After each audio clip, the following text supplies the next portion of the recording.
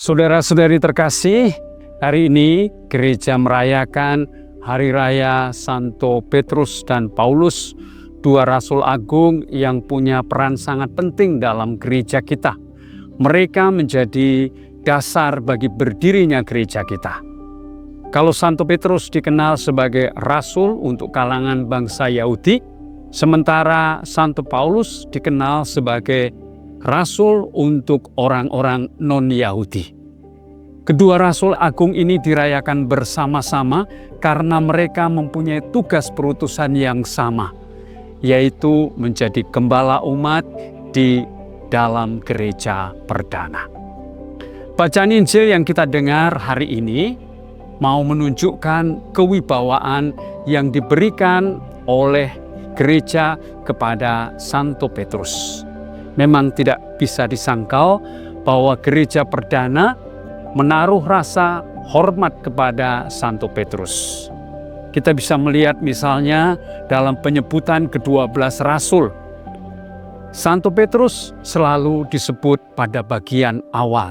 Ini menunjukkan bahwa dia punya peran di antara ke-12 rasul. Kemudian pada momen-momen yang sangat penting, Santo Petrus juga hadir bersama dengan Yesus.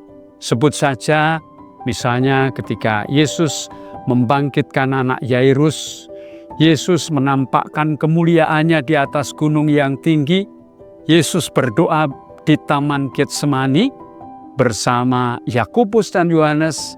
Santo Petrus hadir di sana dan menyaksikan peristiwa yang sangat istimewa ini. Dan dalam Injil hari ini kita mendengar kewibawaan Santo Petrus karena dia menjadi juru bicara yang mewakili ke-12 rasul. Mari kita coba renungkan perikop ini dan dari sana kita mau mengambil pesannya untuk kehidupan kita sehari-hari. Setelah tinggal bersama dengan Yesus selama beberapa saat, ke-12 rasul ditanya oleh Yesus bagaimana pengenalan pribadi mereka terhadap gurunya. Dan Petrus maju sebagai juru bicara dari ke-12 rasul. Dia mengatakan, "Engkaulah Mesias, Putra Allah yang hidup." Jawaban Petrus ini mengungkapkan gambaran yang benar tentang siapa Yesus bagi dirinya. Ada dua hal yang menarik yang bisa kita renungkan bersama. Yang pertama, bahwa jawaban Simon Petrus ini bukan berasal dari dirinya, melainkan Allah Bapa yang berkenan menyatakannya kepada Simon Petrus. Dari sini kita bisa melihat bagaimana seorang Simon Petrus membiarkan diri dibimbing oleh Allah. Dia tidak mengedepankan kehendaknya, tetapi mengedepankan kehendak Allah. Lalu yang kedua, jawaban ini hanya bisa muncul dari pengalaman pribadi, perjumpaan pribadi dengan Yesus Kristus. Simon sungguh mengalami Yesus secara pribadi. Dia mendengarkan apa yang menjadi perkataannya, dia juga melihat apa yang dikerjakan oleh Yesus. Dari pengenalan pribadi ini, maka Simon Petrus bisa mengenali Yesus sebagai seorang Mesias. Atas jawaban Petrus ini, Tuhan Yesus berkenan mendirikan gerejanya di atas Simon Petrus.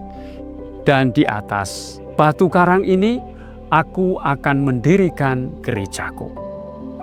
Dalam bahasa Latin, batu karang adalah Simon Petrus. Jadi Tuhan berkenan mendirikan gerejanya di atas dasar Simon Petrus sendiri. Gereja dalam pemahaman kita tentu bukanlah gereja dalam arti gedung, dalam arti fisik, tetapi gereja dalam artian umat Allah. Selain mau mendirikan gerejanya, Yesus juga berkenan memberikan kuasa kepada Simon Petrus. "Kepadamu ku serahkan kunci kerajaan surga.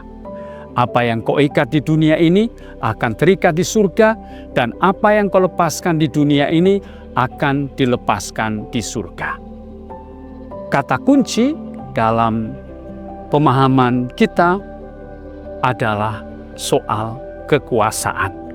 Tetapi kuasa yang diberikan Yesus kepada Simon bukan kuasa dalam artian politik, kuasa dalam artian untuk menguasai orang lain, melainkan Simon Petrus diberi kuasa untuk menggembalakan kawanan umat Allah.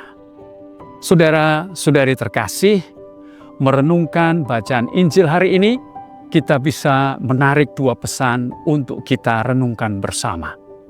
Yang pertama, kalau Simon Petrus menjadi batu dasar bagi pembangunan gereja Allah, Yesus berkenan mendirikan gerejanya atas dasar Santo Petrus, maka kita pun juga merupakan batu-batu yang hidup yang dilibatkan dalam pembangunan gereja.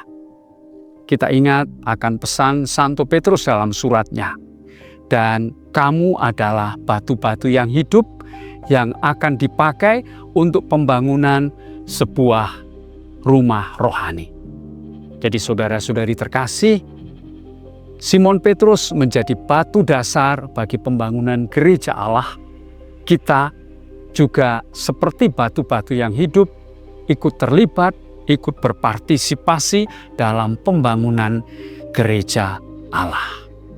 Lalu yang kedua, Simon Petrus diberi kuasa oleh Yesus untuk menggembalakan umat Allah.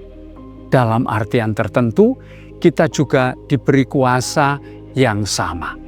Tentu bukan kuasa dalam artian politik, kuasa untuk menguasai orang lain, tetapi kuasa untuk saling melayani satu dengan yang lain. Menjadi pelayan berarti mengambil tempat yang paling rendah di antara orang lain. Dan itulah tugas pelayanan kita dalam membangun umat Allah yang adalah gereja Yesus Kristus. Amin.